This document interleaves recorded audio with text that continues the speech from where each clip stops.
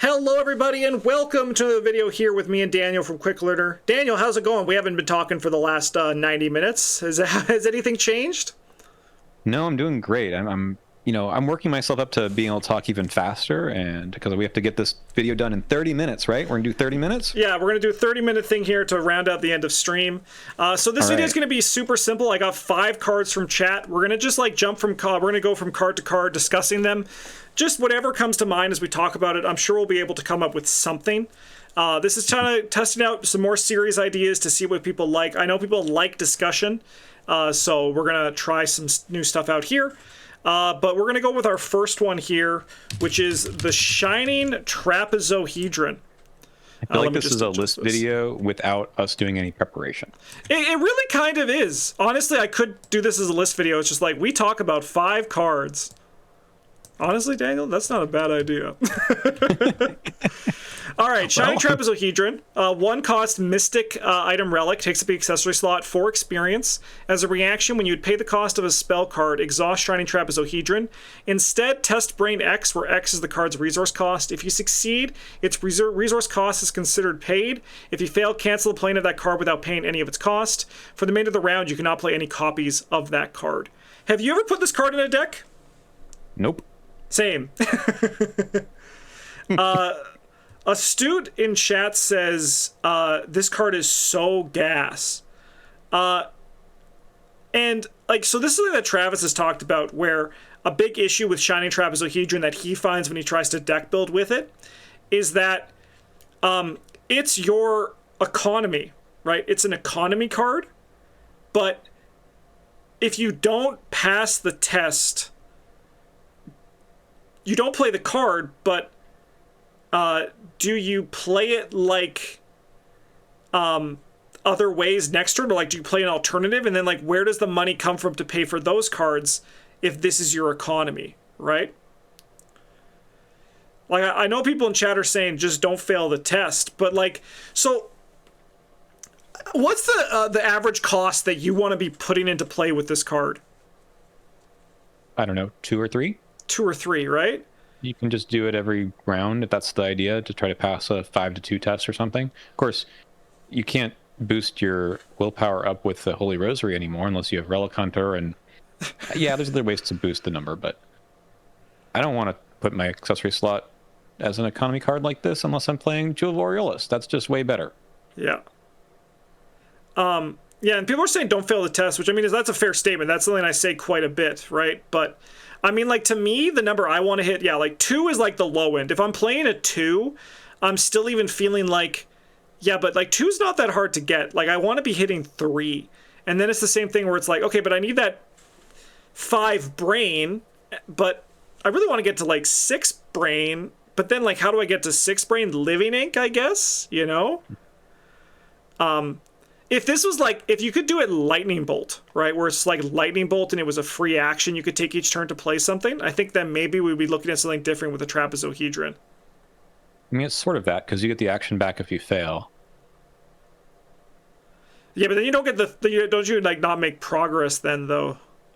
Yeah, I mean, imagine you're playing Spectral Razor with this, and you're like, whoops, can't deal with the enemy anymore. Yeah. I got this enemy, guys. Wait a minute. No, I don't. Yeah. Yeah, and Arkham Librarian, I have played it at least once, but it wasn't in a campaign. It was in a standalone. I've never brought this to a campaign. I've never looked at it. So this might be a wimpy answer also, but I find that at the end of a campaign, I think that passing tests is harder. Yep. Especially more recently. They stuff a bunch of really awful tokens in the bag. You're dealing with -4s and maybe 5s on standard more often, with nasty fail effects. So I actually don't want to spam tests unless I'm like probably gonna pass. So my economy card isn't, I don't like that to be a test. That's just a bit risky. Yeah. I think that the issue with Shining Trapezohedron for me is not that I don't think the card's bad. Like, I don't think like this card is like awful. I just think it's like unreliable, which is very hard in a game that really punishes you for like having those slip ups. Like every slip up, it like gets closer with the knife it's trying to kill you with, right? I would pay 2 XP maybe. I don't know. The 4 XP also gets me kind of like, it's in a contested slot, so is it really like 7 XP with the other things I want there? I don't know. It just doesn't. There's nothing about it that feels like I want to do it. Yeah. Yeah. Can you play I the agree. card if you live and learn? No, because live and learn says that you resolve the effects of the failed test. So yeah, the cancel plan and you cannot play for this. So the whole thing happens. Rest in peace, Trapezohedron. All right, let's go on to the next one, which is a much better card. The prophesied Profana. 4 cost, 5 experience, secret card, item relic tome, takes up the hand slot. While you're not at the locus, you get +1 book and +1 foot, and you may ignore attacks of opportunity. As a reaction, after it enters play, choose a revealed location. That location is the locus until the prophesied Profana leaves play. As an action, move any investigator to the locus. I think, correct me if I'm wrong, but I know there's German people in the chat who can speak German. Locus is like toilet, right? Which I think is pretty funny. That is funny. Yeah. Have you played this card in a deck? Nope. Wow, no, you haven't? No. Is it just not exciting enough? The reason why is because I don't know. This is almost like a campaign tech card too. I mean, the taboo, it's just what, ignores the first attack of opportunity? Yes. Yeah. I don't know. It's like, I guess it's good, but it doesn't really, that's not really my play style. I don't like ignoring stuff outright. That just seems kind of Yeah. I think that's the fair. version of this that I played is the Archive of Conduits, the one that moves people. And that felt kind of fun because I actually got to do something to get there. And this is just 5 XP in the deck, and it seems just really, really good. Yeah. Do you have any agreement, and this is also for people in chat, do you agree with Bryn that if this was a rogue card, it would be exceptional and probably be 8 experience? Yeah. You know, it's funny. I think that about the Antikythera as well, right? Yeah. I feel like that could be a exceptional card and fit into rogue. It is kind of that seeker privilege that comes with it. Yeah, chat agrees as well. I mean, I agree too. There is that like seeker thing where they just kind of get stuff that is like a bit too powerful for 5 XP, and they balance it with the idea, oh, it costs 4, but it's a tome, so you can just find it. And also, Seeker have like the second best economy in the game for resource generation, right? They're a pretty good class, them Seekers. They do some good stuff. Yeah. I also don't really know what this is doing for you outside of the teleportation stuff, right? Like, I get it. It has some text on it that is good. It's all good. If you told me that it starts in the game in play, I would play it. But it doesn't really fit into a deck archetype to me. It's just kind of, it just does some good stuff, but it doesn't excite me. That's why I haven't played it. Yeah, that's fair. I mean, it is basically a spike card for sure. It's stat ball. Stat ball with like not taboo. It's insane to just be like, so I play this in our blind run of Edge of the Earth as Monterey Jack, right? Because it just made my stats bigger, right? Which is kind of like what I go for just to win the game better. But the thing that I underestimated too was just how good ignoring every attack of opportunity is, where I'd be like, hey, I'm going to bring this guy to you. Can you kill him? Right? While also like getting a clue in the process. What's also really fun with this card is when the locus gets discarded. And then like you just have like stat balls, you don't care about anything else. Because I did have those moments where I was on the locus and I started to get attacked with it. But this card's very good. I think that it should probably cost 8 XP. As printed. I think if it was printed at 8 XP, I don't think they would have need to taboo it. Because, I don't know. I think 8 XP is worth that kind of thing. Yeah, I don't know. Like, just the ignoring attacks opportunity isn't something that I think you should do unconditionally. I mean, there's a condition, but it's a pretty minor one, right? Yeah, maybe like they should have, I don't know. Like if you were at the locus you could, but there's already so many. There's like 2 line breaks on this card, so there's a lot of text already on it already. Yep. All right. We're just zooming. Let's go to card number 3 here. Flute of the Outer Gods. Chad Knight chose some bangers today. All right. Flute of the Outer Gods. X cost, 4 experience, exceptional. Seal up to X curse tokens. So whatever you want to seal is what you have to pay. As an action, exhaust it and release one curse token sealed on it. Choose a non-elite enemy or location. Either move the chosen enemy to a connecting location or deal its damage to any enemy at its location. This action does not provoke attacks of opportunity. Takes up a hand slot. Item, instrument, relic, cursed. And it's been tabooed to be what? 4 experience, except like 2 experience exceptional? I think it removes the exceptional part. Okay, so it's just 4 XP, limit 1 per deck. Yeah. All right, I'm going to ask the same question for all of these. Have you played this card? No, I'm 0 for 3. I think I'm out. I think we end the video here. Yeah. I'm pretty sure. I mean, you've definitely played the next one. I'll guarantee that one. I hope so. I have played this card twice. In 2 standalones. I would never play this card in a campaign. You could not catch me dead playing this card in a campaign. But I played it twice in Ursula, and in both times I got 10 curses on it. So like that's like my claim to fame with this card. And then of those curse tokens, I used it twice in the 2 games that I played with it. So it's like, what is it actually doing? I think like when everyone's ragging on Blood of Thoth, I'm like, that card cost me no XP, right? This costs 4 now, but it used to cost 8, right? Like, that's crazy. Like that. This to me is like, I think one of the not the worst, but like one of the worst cards in Arkham. Yeah. So when you compare this to the kind of new version of it, I think the Rod of Carnamagos, right? Yep. That also deals with enemies in an unusual way. That one doesn't cost you an action. It doesn't require you to take all of the curses out. I mean, this is better, I guess, since it always works, right? But the seal part is just kind of weird with this. And then it doesn't do enough to warrant all this stuff, right? All this does maybe a damage or 2, maybe to the enemy itself, which I guess is like fine. I guess this can kill some small enemies.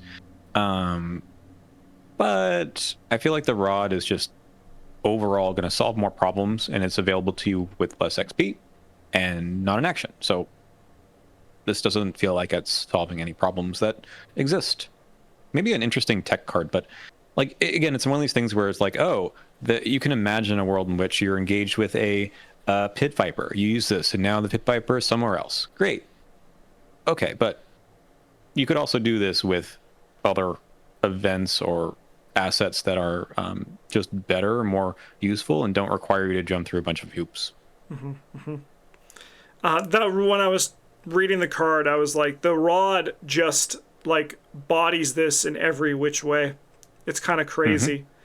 Like if maybe this card at 4 XP in its current state, and it was move an enemy to a connected location and deal its damage to any enemy at its location. Like now we're kind of talking. I always like to imagine in my head with this card what the hell happened during playtesting. Right, to make it exceptional. Yeah.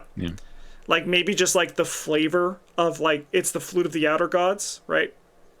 But because like I think like flavorfully the card is actually really cool. Apart from the curse thing, I guess like the idea is that you're like using the curse, but I think instead it should have been like not seal, but it was like honestly at 8 XP, like exhaust and remove a curse token from the bag, right?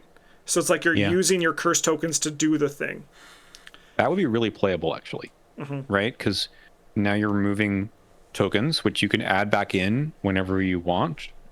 This requires you to, like, you get 10 shots. 10 is a lot, right? But ideally in curse decks, you're using the curses for other reasons. Yeah. And you can't add any more curses in if you've sealed them all on this card. So it just doesn't gel with, I think, curses in general. Mm-hmm. Am I remember correctly that Maxine said something happened in playtesting that made them slap exceptional on it, but never said it was? That seems to be the what people say. I don't know if that's true or not. But in theory, that's what happens to all the cards. And so I think it's a fair assumption that there are some, not that they all get exceptional, but that something happens in playtesting to make it be the way that it is. But yeah, I think also that the rod also has no attack and no move, which is like the 2 strongest parts of the rod. Yeah. So like, and that's only 2 XP. Rod's a very good card. That probably could be 3 XP, but I like that it's 2, so off class can play it. Me too. Could And I have been think you exceptional. get 2 copies of that, right? Yep. Yep. I do like that, like, for the eye of that one has exceptional on it. And I hope they just do that more. Rod is good in the longest night. Honestly, Rod is good in put scenario name here, and we got you covered. All right. Let's go on to Empirical Hypothesis. I know you've played this one. Yeah. All right. 2 cost. Maybe too much. 2 cost, limit 1 per investigator. Force at the start of the round. Choose one of the following criteria for this round. You fail a test by 2 or more. You succeed a test by 3 or more. When the chosen criteria is met, you may exhaust Empirical Hypothesis to add 1 evidence to it. As a lightning bolt, spend 1 evidence, draw 1 card. And then we have a bunch of customizations. I'm just going to rocket through them.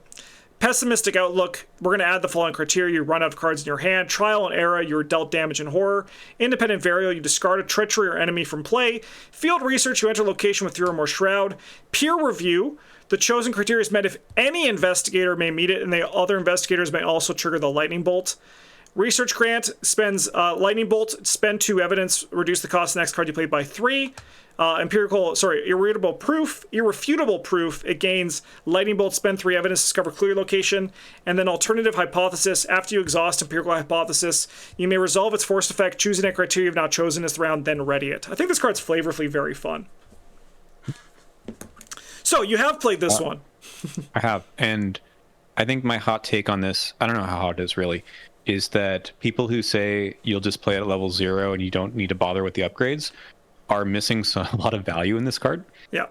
I think Astute is pointing out about Research Grant. That's the one I almost always put in. Yeah, that one's very good. So it's really good. So it's an emergency cash every couple rounds, basically, if you need it. I know some people would say, well, my deck isn't that expensive. Great, don't put that on the card then. That's what's, I think, so powerful about this this card, is it can be kind of whatever you want, and there's a lot of options for you to make it even better in the decks that want it.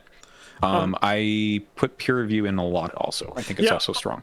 I was going to add, this one, if it doesn't work for you, put this one on. It'll work for someone else. I believe, what has this been tabooed to? This has been tabooed, right? Just the draw 1 card part, and it says limit twice per round. So I believe, in my opinion, in my heart of hearts, that the draw the card is the weakest part of this card. I think that their other modes are better. And I really mean, like, mostly Research Grant as well, right?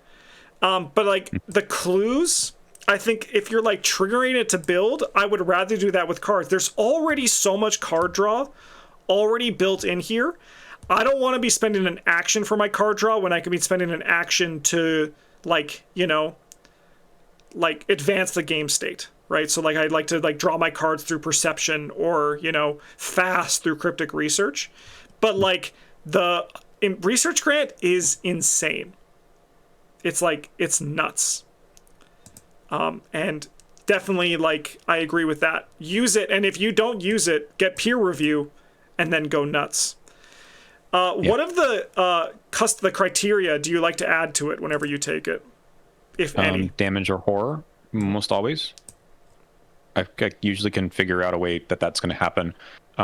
When I think I played this, I guess it's been a few years now, in Carolyn Fern, and she can put, I think, 1 or 2 checkboxes on this, and that was just, I mean, again, I think at level 0 or level 1, the card draw is perfectly fine if you don't have access to other things that can rocket you through your deck. I'm playing it right now in a Zoe deck with the butterfly swords, and you always succeed by 3 at some point. So that just feels like it's a nice thing to add if you don't already have access to lots of other seeker stuff. And Carolyn, this was just like I'll draw an extra card every round. Why not? And that one's fine. I think the enter a location with 3 or more shroud is pretty easy to trigger. To trigger. Whoopsie. Yeah. I did a deck recently for a game day where I brought Trial and Error on Daryl Simmons with Spirit of Humanity for a Bless deck, and that was pretty fun. That was, like, pretty easy to trigger there. There was some nice value that came from it. But overall, I think this card is a very successful customizable card. I think it gets the job done. The only part that is a little wacky. At least rules wise, I'm not totally sure how this works. So if you put fine tuning on this, Okay. without getting the alternative hypothesis, can you trigger this force effect twice? Great question. So at the start of the round, choose one of the following criteria. So I feel like you can, but it just stays the same criteria, right? It's like the gun that doesn't change mode. So I imagine it stays the same thing. Mm-hmm. So in theory, like let's just look at that Daryl deck. I could Spirit of Humanity, like I could choose you were dealt damage, Spirit of Humanity, fine tuning, use my other Spirit of Humanity, and then like get 2 evidence on it. I think that makes sense to me anyway.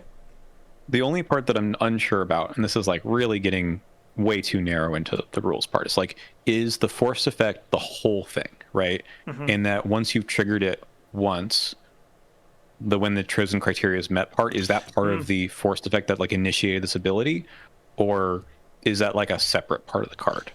That's interesting. It like does say for this round, but I see what you're saying. Anyway, but one way or another, I think this is just it's a science card, right? Kate has another place to throw stuff onto. It's a successful card. I agree. I've just seen a lot of people who say, "Oh, I will run 1 copy of this and leave it at level 0 for the entire campaign." I'm like, okay. Yeah, because I mean, like, I understand the theory that people are saying because they look at Lucky Cigarette Case and people like, I could play Lucky Cigarette Case at 0 forever. But I think what people are missing is that Rogue, they like that card draw, right? Yeah. Because they don't have as much card draw. Seeker, it's literally falling out of their eyes. They have so much card draw, right? Like, they just can't get enough. So I think it is, I agree with you. It's a little bit strange to leave it at 0. I mean, it's playable at 0 for sure, but it doesn't mean that. But it's playable. Is playable good enough in scenario 8, right? You want to go, you want to do more than playable, right? Also, one thing I realized as well, let's just hop back to Shining Trapezohedron for a second. I forgot to say this. I got sidetracked by chat. Especially if you compare this to, I don't want to get too deep into spoilers, but you with Mark Harrigan and the Shockcaster, right? Yeah. We agreed that effect was good, right? Being able to play things, but you only spend, what, 4 experience on that? Or like, what was it? Well, eventually 10. But to do that thing, it was 2 plus 2, whatever, to give it like the plus 2 on the skill test. Yeah, and maybe like it was good, but do we like? I think we both were like, was it good enough? And I think that Shining Trapezohedron, spending so much on your economy when like you could just like play cheap economy cards might just not be the way. Yeah, at least this only costs 1 to begin with. Yes, thank God. Thank All goodness. right. Last one we got here is a nice simple one. Burn After Reading. 1 cost, 1 experience survivor. It's an insight, exile level 0 to 5 card in your hand. Discover 2 clues of your location. If the exiled card was level 2 or higher, remove 1 doom from the current agenda. Exile Burn After Reading. Card designed by the Council and Exile at Gen Con 2020. So Daniel, have you played this card? No. I actually, when I was looking at the list, I was like, you're going to play at least one of them. Because I was like, I think Burn After the Reading is too, I don't want to say good, but too, like, it just does what it says. It's just, like, too easy for you. This is not a card that I am interested in. I did play it in the Patrice deck, but actually never played it. It was in the deck, but I don't know. Like, maybe this is just like the chat has a certain wavelength of the kind of cards to talk about, and I'm like, these don't interest me. You're right. It just does too much on the tin and doesn't really do anything else. I really hated when people were playing this in standalones, and I was like, okay, just pick up the clues. Just like pick them up with your fingers. Put them on your investigator card. You've done it. Congratulations. Yeah. I just think that there needs to be a reason to, I don't know, some pushback on cards that are so strong. Yeah. And the exile card is fine, but you know. Yeah. Yeah, I agree. I like the taboo. Also, like what Unscrupulous Loan got there too. Like, even though that one's less bad than this, I think in terms of power level, it's still like, cause I mean, I think they should change standalone rules. I think they should adjust them from the get-go. Like they should do like a rehaul at this point. I think standalone has kind of changed compared to what campaign play is. But my opinion on Burn After Reading is if you are not playing it to remove a Doom, you should not play it. You should find something else instead. Because that is where like the card is actually interesting. And there's also then a cost associated with it. An example of this is we recently ran Innsmouth Conspiracy. I forget what it was. Travis, Bryn, and I. What run was that? But I was someone. Was it was our Survivor run? It must have been our Survivor draft run. And I was Vincent Lee. Yeah, I was Vincent Lee. And I used Burn After Reading to remove a Doom from the agenda on the Light in the Fog. And it's why we didn't lose the campaign, right? So, yeah. And like I exiled a Grizzly Totem, like because I had to. I was like, I'm sensing that we're gonna lose if I don't do this right now. And I then bought the Grizzly Totem again with the experience we got from it, right?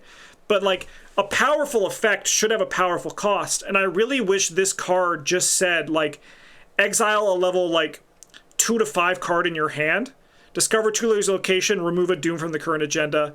And then like even if it was just like remove it from the game instead of exile, right? So like you're exiling another card, but the Doom thing was just baked into it. I think the card itself would be more interesting with that in mind. I agree. I also think that this is one of the few designed by committee that I actually enjoy.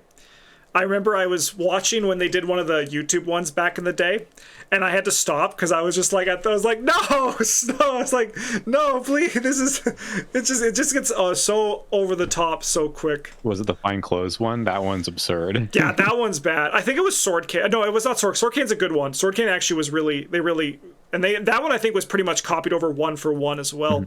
I think it was the Dragon Pole. Yeah, that one also just got out of control too. Yeah, that was, but I mean, like, I understand, designed by committee, they're not supposed to be, like, they're going to be refined after, but I wish that they took a less is more approach to all those things, but. Yeah. Yeah. And I'm actually okay with the exile stuff in the last scenario of a campaign. I get that it's like playing in standalone, but you have to buy it first. You have to choose something in your hand you're not going to use anymore. And I also feel like those are legitimately difficult scenarios. So maybe you need something like that. I don't know. I mean, I could go either way on that, really. But it doesn't bother me as much as just the standalone mode type of thing.